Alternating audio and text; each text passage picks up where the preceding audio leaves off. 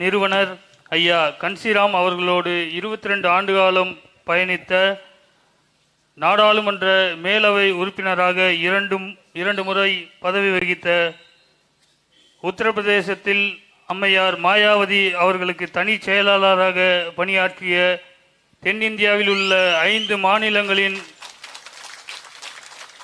முக்கியமான நிர்வாகியாக பணியாற்றிய ஐயா அம்பேத் ராஜன் அவர்கள்.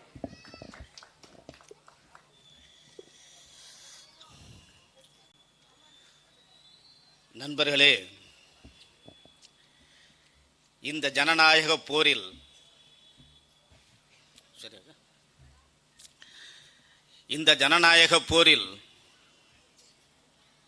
போரிடுவதற்காக வந்திருக்கும் போர் வீரர்களே, அதற்கு களம் அமைத்து விக்கிரவாண்டி தொகுதியிலே இடைத்தேர்தல் நடைபெறுகிறது என்று தெரிந்து தமிழ்நாடு முழுதும் இருந்து வந்து இங்க போராட்டத்தில் கலந்து கொண்டிருக்கும் எனது அருமை சகோதரர்களே, இந்த கூட்டத்திற்கு வந்து கலந்து கொண்டிருக்கும் பொதுமக்களே, அண்ணன் சீமான் அவர்களே, அக்கா டாக்டர் அபிநயா அவர்களே, உங்கள் அனைவருக்கும் முதலில் என் வணக்கத்தை சொல்லிக் கொள்கின்றேன். நண்பர்களே, என்னை இந்த நாம் தமிழர் கட்சியிலே இணைத்ததற்காக மீண்டும் ஒரு முறை அண்ணன் சீமான் அவர்களுக்கு நான் நன்றியை தெரிவித்துக் கொள்ள இந்த கூட்டத்தின் வாயிலாக அந்த நன்றியை தெரிவித்துக் கொள்கின்றேன். இந்தியா ஒரு பெரிய நாடு, இந்தியா ஒரு பெரிய ஜனநாயக நாடு, உலகமே திரும்பி பார்க்கக்கூடிய நாடு இந்தியா. அந்த இந்தியாவை வழிநடத்துவது இந்திய அரசியல் சாசனம். அதை உருவாக்கியவர்கள் திட்டமிட்டு உருவாக்கினார்கள். பல மொழி, பல ஜாதி, பல மதம், பல பிரதேசம், பல கலாச்சாரம் என்று புரிந்து அந்த இந்திய அரசியல் சாசனத்தை உருவாக்கினார்கள். அதிலே சொல்லுகிறார்கள், நீதி வேண்டும், ஜஸ்டிஸ், சமூக நீதி வேண்டும், பொருளாதார நீதி வேண்டும், அரசியல் நீதி வேண்டும், ஒவ்வொருக்கும் வேண்டும். அடுத்தது சுதந்திரம், லிபர்ட்டி, எழுத்து சுதந்திரம், எழுதுவதற்கு சுதந்திரம், பேசுவதற்கு சுதந்திரம், உண்ணுவதற்கு சுதந்திரம், வழிபட சுதந்திரம், உடை உடுத்துவதற்கு சுதந்திரம் என்று அனைத்திலும் சுதந்திரம் கொடுத்திருக்கின்றார்கள். அதிலே அடுத்தது சமத்துவம். என்னென்ன வாய்ப்புகள் இருந்தாலும் அதிலே சமத்துவமாக பிரித்து கொடுக்க வேண்டும் என்று சொல்லி இருக்கின்றார்கள். அதைவிட சிறப்பாக ஃபெட்டர்னிட்டி, சகோதரத்துவம். அதிலே சொல்லுகிறார்கள், இந்தியா தாய், அந்த தாயின் ஒரு வயிற்று மக்கள் தான் நாம். எனவே நாம் அனைவருமே சகோதரர்கள் என்று சொல்லி முடிக்கின்றார்கள். அப்பேற்பட்ட இந்தியாவை உலகம் திரும்பி பார்க்கிறது. நாம் இந்தியாவில் வாழ்கின்றோம் என்று ஒரு பெருமையாகவும் இருக்கின்றது. இந்த இந்தியாவைத்தான் ஜனநாயகம் என்ற ஒரு அமைப்பு நம்மை காப்பாற்றி கொண்டிருக்கிறது, நம்மை தூக்கி நிறுத்தி கொண்டிருக்கிறது.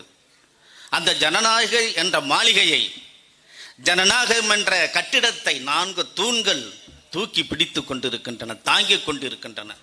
முதலாவது தூண்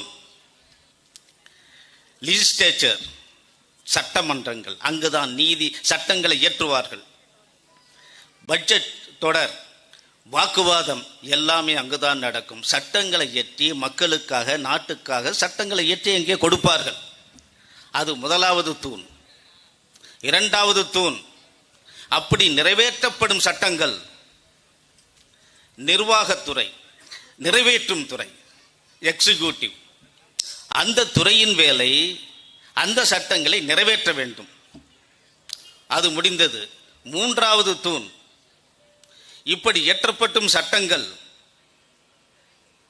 அது சரியாக முறையாக நிறைவேற்றப்படுகிறதா இல்லையா என்பதை கண்காணிக்கவும், பிரச்சனைகள் வந்தால் சமாளிக்கவும், நீதி வழங்கவும் நீதித்துறை. அது மூன்றாவது தூண். நான்காவது தூண் பத்திரிகை துறை. இப்படி 3 துறைகள் செய்யும் வேலைகளை மக்களிடம் கொண்டு போய் சேர்ப்பதுதான் பத்திரிகை துறை. ஆனால் இன்று என்ன நடக்கின்றது? இந்த 4 தூண்களும் சரியாக வேலை செய்கின்றதா? முதலாவது துறை சட்டங்கள் இயற்றும் துறை. என்ன செய்கின்றார்கள் அவர்கள்? சட்டங்கள் இயற்றுகின்றார்கள். சட்டங்கள் இயற்றுகின்றார்கள். ஆனால் அது வெளியே வரும்பொழுது இங்கே இரத்தக்களரி நடக்கிறது. விவசாய சட்டம் எழுதினார்கள். என்ன நடந்தது? நாடு முழுவதும் விவசாயிகள் போராடினார்கள். அங்கே அந்த லெஜிஸ்லேச்சர் தோல்வி அடைந்தது. அது இயலவில்லை. தன்னால் தன் காரியத்தை செய்யவில்லை. நிர்வாகத்துறை, நிறைவேற்றும் துறை, சட்டங்களை எங்கு நிறைவேற்றினார்கள்? பிரதம மந்திரி போகின்றார். ஒரு பாலம் மறுநாள் திறக்க வேண்டும். குஜராத்திலே ஒரு பாலம் கட்டி முடிக்கப்பட்டு விட்டது. கத்திரிக்கோளை எடுத்து போகின்றார் அங்கே ரிப்பன் கட்டி அந்த கட்டடத்தை திறப்பதற்கு. அங்கு காலையில் பார்த்தால் பாலம் காணவில்லை, இடிந்து கடலிலே விழுந்து விட்டது. பீகாருக்கு செல்கின்றார். அங்கே பாலங்கள், 6 பாலங்கள், மேம்பாலங்கள் காணும். தமிழ்நாட்டில் அநேகமாக எல்லா பாலங்களும் இருக்கிறது என்று நினைக்கின்றேன். அதுவும் என்ன ஆக போதோ தெரியல. நிர்வாகம் எங்கே எப்போ இருக்கிறது? நமது நிர்வாகம் கள்ளக்குறிச்சியிலே நிர்வாகம் செயல்பட்டதா என்றால் அங்கே என்ன நடந்தது? கள்ளச்சாராயம். நிர்வாகம் அங்கே செயல்படவில்லை. நிர்வாகம் ஒரு பக்கம், சட்டம் ஒரு பக்கம் இருக்கின்றது, ரோடு ஒரு பக்கம் போடுகிறார்கள். ரோடு கிழிந்த துணியாக போகிறது. எனவே நிர்வாகமும் சரியாக அங்கு செயல்படவில்லை. அடுத்தது நீதித்துறை. பாதி உயிரோடு இருக்கின்றது. நீதித்துறை பாதிதான் உயிரோடு இருக்கின்றது, பாதி என்ன ஆனது என்றே தெரியவில்லை. மயக்க நிலையிலே நீதித்துறை இருக்கின்றது. அடுத்தது பத்திரிகை துறை. பாதி என்ன செய்தி சொல்ல வேண்டுமோ அதில் பாதிதான் சொல்கின்றார்கள், மீதி பாதி சொல்லவில்லை. பயப்படுகிறார்கள், அச்சம் இருக்கிறது, இருட்டடிப்பு இருக்கிறது, செய்தி இருட்டடிப்பு இருக்கிறது. நண்பர்களே, நமது ஜனநாயகம் குருடாகிவிட்டது, ஊனமாகிவிட்டது. நமது ஜனநாயகம் ஊமையாகிவிட்டது. நமது ஜனநாயகம் செவிடாகிவிட்டது. நமது ஜனநாயகம் நொண்டிக் கொண்டிருக்கிறது, முடமாகிவிட்டது. இதைத்தான் நமது அண்ணன் சீமான் உணர்ந்தார்கள். என்ன செய்வது? ஜனநாயகத்தை மீட்க வேண்டும். அதை மீட்பதற்கான போராட்டத்தில் தன்னந்தனியாக குதித்தார்கள். ஜனநாயகத்தின் கண்களை திறப்பதற்கு போராடி கொண்டிருக்கின்றார்கள். ஜனநாயகத்தின் வாயை பேச வைப்பதற்காக போராடி கொண்டிருக்கின்றார்கள். ஜனநாயகத்தின் காதுகளை கேட்க வைப்பதற்காக போராடி கொண்டிருக்கின்றார்கள். ஜனநாயகத்தின் கால்களை நடக்க வைப்பதற்காக, ஓட வைப்பதற்காக போராடி கொண்டிருக்கின்றார்கள். அந்த போராட்டத்தின் உச்சம்தான் இன்று விக்கிரவாண்டியிலே இடைத்தேர்தலிலே நமது சகோதரி டாக்டர் அபிநயாவை கேண்டிடேட்டாக நிறுத்தி இருக்கின்றார்கள்.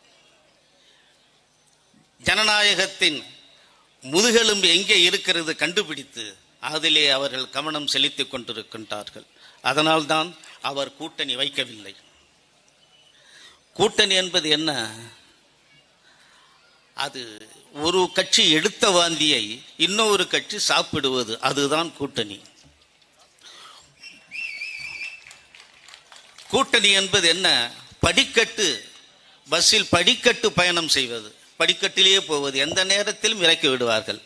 நீ பஸ் உள்ளேயும் போக முடியாது, வெளியவும் போக முடியாது, கண்டக்டராகவும் இருக்க முடியாது, டிரைவராகவும் இருக்க முடியாது, படிக்கட்டிலே தான் இருக்கணும். அதிலே அண்ணன் அதிலே உள்ளே போகவில்லை. அடுத்தது அந்த மாறி மாறி தாலி கொட்டி கொள்வது, ஆள் மாற்றி தாலி கொட்டி கொள்வது போல கூட்டணி. ஆகையினால் தான் அண்ணன் சீமான் அவர்கள் தன்னம் தனியாக நின்று அதை செய்ய வேண்டும் என்று நினைக்கின்றார்கள். அதற்காக ஜனநாயகத்தை காக்கும் போரில் ஊர் ஊராக செல்கின்றார்கள், வீதி வீதியாக செல்கின்றார்கள். திண்ணை கூட்டம், தெருக்கூட்டம், ஊர்கூட்டம், மாநாடு என்று பல கூட்டங்களை நடத்தி கொண்டிருக்கின்றார்கள். நண்பர்களே, ஒரு சமுதாய முன்னேற்றம் என்றால் அது மாறுதலுக்கு உட்படுத்த வேண்டும். சாதி அமைப்பால் ஏற்படும் எதுவுமே நிலைக்காது, நீடிக்காது, சிதைந்து விடும் என்கின்றார் டாக்டர் அம்பேத்கர். இப்படி மக்களை தயார்படுத்தித்தான் ஒவ்வொருவராக கொண்டு வந்து இன்றைக்கு ஒரு பெரிய புரட்சியை செய்து கொண்டிருக்கின்றார்கள். ஆடுகளை பலியிடுவது அது அடிமைகளுக்கு இணை. அதற்காகத்தான் ஆடுகளை பலியிடுகிறார்கள், சிங்கங்களை பலியிடுவதில்லை. இது அண்ணல் அம்பேத்கர் சொல்றார். உங்கள் ஓட்டு திருடப்படுகிறது, உங்கள் ஓட்டு வாங்கப்படுகிறது, உங்கள் ஓட்டு விற்கப்படுகிறது, எதிர்த்தால் மொத்தமாக அழிக்கப்படுகிறது. இதை எல்லோரிடம் சொல்லுகின்றார்கள், அடிமைத்தனத்தை உணர்த்துகிறார்கள். ஜனநாயகத்தை மீட்கும் அந்த போரிலே அவர்கள் ஓரளவு வெற்றி அடைந்து விட்டார். அதுதான் இப்பொழுது நமக்கு கிடைத்த 8% ஓட்டு. அதிலே மாநில அங்கீகாரம் பெற்று விட்டார்கள். நண்பர்களே, அந்த 8% ஓட்டோடு இன்னும் 2 கட்சி அந்த தேர்தலோடு வந்தது. ஒரு கட்சிக்கு அங்கீகாரம் போயிட்டுது, இன்னொரு கட்சி அங்கீகாரம் பெற்றது. நமது சகோதரர் விடுதலை சிறுத்தைகள் கட்சியின் தலைவர் திருமாவளவனுக்கு அங்கீகாரம் கிடைத்து விட்டது. இந்த நேரத்திலே ஒரு கருத்தை சொல்கின்றேன். இங்கு யாரும் இருப்பார்கள், அவர்கள் தயவு செய்து திருமாவளவன் கொண்டு சொல்லுங்கள். 2019 திமுக தலைவர் RS பாரதி ஒரு கருத்தை சொல்லுகிறார். வரதராஜன் என்ற ஒரு நீதிபதியை ஹைகோர்ட்டிலே அப்பாயின்ட் பண்றாங்க.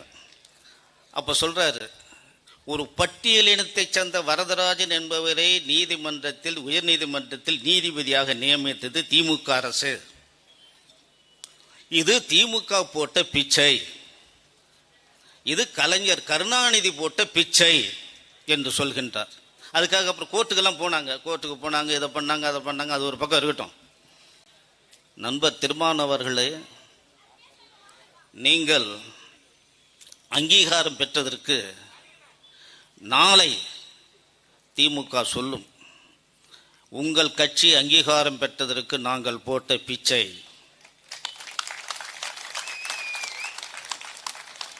ஸ்டாலின் போட்ட பிச்சை, உதயநிதி போட்ட பிச்சை. திருமாவளவன் அவர்களே, இதை நீங்கள் நிச்சயம் கேட்கப் போகிறீர்கள். நீதிபதி வரதராஜனுக்கு நேர்ந்த கொடுமை உங்களுக்கு நிச்சயம் வரும், நீங்கள் உங்கள் காதில் விழும். நீங்கள் என்ன செய்ய போகிறீர்கள்? உங்கள் சுயமரியாதையை கொஞ்சம் முரசி பார்க்கும் நேரம் அது. அதற்காக நான் உங்களுக்கு ஒரு வழி சொல்லுகின்றேன். அந்த வழி உங்களுக்கு மிக மிக ஏற்புடையதாக இருக்கும். அப்படி ஒரு வார்த்தை வெளியே போடா என்று சொல்வதற்கு முன்னால் நீங்கள் நேர இங்க வாங்க.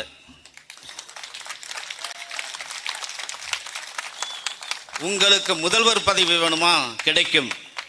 துணை முதல்வர் பதவி வேணுமா? கிடைக்கும். எந்த துறையில் எந்த மந்திரி வேணாலும் கிடைக்கும். வாருங்கள், வாருங்கள். மரியாதையோடு இருக்கலாம், சுயமரியாதையோடு இருக்கலாம். அங்கே நீங்கள் அடிபடிய மாதிரி கிடையாது. எந்த துறை வேணுமாலும் வாங்கிக்கலாம். நான் கூட அண்ணங்கிட்ட ஒரு துறை எனக்கு மந்திரி வேணும்னு கொடுத்துருக்கேன். அந்த லெட்டரை வேணா திருப்பி வாங்கிடுறேன். வாங்கிட்டு அந்த துறையை உங்கள்கிட்ட கொடுத்துட்றேன். எனக்கு மந்திரி பதவி எல்லாம் இது வேணாம். எனவே உங்கள் சுயமரியாதையை நீங்கள் உரசி பார்த்து கொள்ளுங்கள். அண்ணன் சீமான் அவர்கள் சிஎமாக கூடாது, சிஎமாக வேண்டும். அவர் சிஎம் ஆக வேண்டும், சீஃப் மினிஸ்டர் ஆக வேண்டும், முதலமைச்சராக வேண்டும் என்று நான் 100 காரணங்களை சொல்லுகின்றேன். நான் மட்டுமல்ல, நான் இப்பதானே சேர்ந்தேன். ஒவ்வொரு கட்சி தொண்டரும் சொல்லுவார்கள் 100 காரணங்கள் ஏன் சீமான் அவர்கள் முதலமைச்சராக வேண்டும் என்று. யாராவது ஒருவர் சீமான் அவர்கள் முதலமைச்சர் ஆகக்கூடாது என்று சொல்லுங்கள், ஒத்துக்கலாம். நண்பர்களே, 2026 ஒரு தேர்தல் வரப்போகிறது, சட்டசபை தேர்தல். அதற்கு முன்னால் பல இடைத்தேர்தல் வேண்டும் என்று இங்கு ஒரு சகோதரி பேசினார்கள். பல இடைத்தேர்தல் வேண்டும் என்று. அது கிடைச்சா கூட நல்லா தான் இருக்கும். நம்மளுக்கு ஒரு ஆக்டிவாக இருக்கலாம்ல. ஒவ்வொரு வருஷமும் இடைத்தேர்தல் வந்தால் ரொம்ப நல்லா இருக்கும். நம்ம கொள்கை பரப்பு செயலர் கூட சொன்னாங்க, எல்லாருக்கும் பாக்கெட் டிஸ்ட்ரிபியூட் பண்ணிடலாம், எல்லாம் வரும்ன்ட்டு. அது பேர் இடைத்தேர்தல் ஐயா. அது வந்து மறுதலை வச்சிருவானு. அது மாதிரி செய்யக்கூடாது. ஒரு பாக்கெட்டா ஒன்று அனுப்புங்க. அப்போ இல்லை, நம்ம வேலை செய்யணும்ல. அப்போ நம்மளால வேலை செய்ய முடியாதுங்க. எப்படி நமக்கு 8% ஓட்டு முக்கியம் இல்லை, நமக்கு ஜம்ப் ஆகணும். ஆகையினால் மாதத்திற்கு இல்லை, எலெக்ஷன் கமிஷன் உடனே பண்ணோம், 60 நாள் வேணும் அவங்களுக்கு. 2 மாதத்திற்கு ஒரு இடைத்தேர்தல் வந்தால் அனைத்து தேர்தலும் நம் கைவசம்.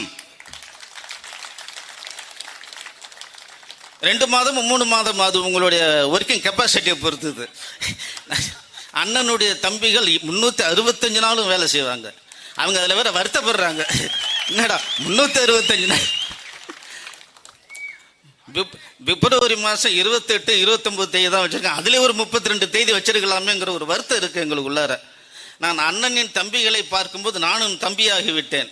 எனக்கு வயசாயிட்டா என்னன்னு, எனக்கு அண்ணனை பார்த்தோன்னு ஒரு 10-20 வயசு கம்மியாயிட்டு. இனிமேல் 4 டையெல்லாம் அடிச்சுட்டு வந்து அண்ணனாக இருக்க போறேன். நண்பர்களே, 2026 ஒரு தேர்தல் நடக்கும். அப்பொழுது ஒரு அரசியல் அதிசயம் நடக்கும். தமிழகத்திலே அரசியலிலே ஒரு வெற்றிடம் உருவாகும். அந்த வெற்றிடத்தை நிரப்பப் போவது நாம் தமிழர் கட்சி.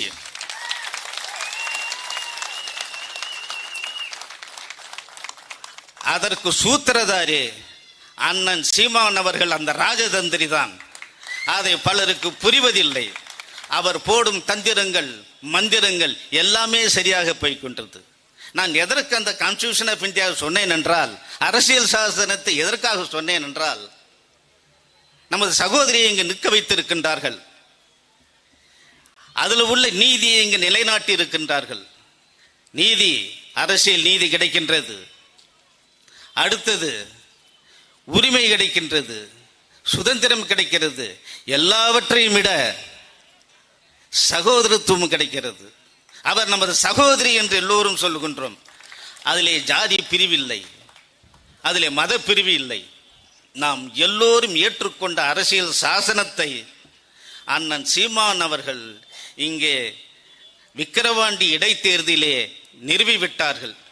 எனவே நீங்கள் பிரச்சாரம் தேவையே இல்லை என்று நினைக்கிறேன். ஏனென்றால் நீங்கள் ஆல்ரெடி கொண்டு வந்து கொடுத்துட்டீங்க கான்ஸ்டிடியூஷனை. அதை படித்தாலே போதும், நாம் வெல்வது நிச்சயம். நன்றி, வணக்கம். மைக் சின்னத்தை மறந்து விடாதீர்கள்.